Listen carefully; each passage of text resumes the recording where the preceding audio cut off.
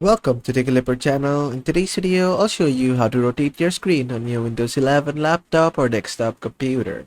Now, at first, what you want to do is just go ahead and right-click on your desktop, then just go to Display Settings. Then from Display Settings, under Scale and Layout, you'll find Display Resolution, Display Orientation. Display Orientation is the thing that we need. Currently, it's set to Landscape. You can change it to Portrait. You can change it to Landscape Flip. You can change it to Portrait Flip. Now, I'll show you what will happen if you change it to Portrait. If you change it to Portrait, it will be like a long screen.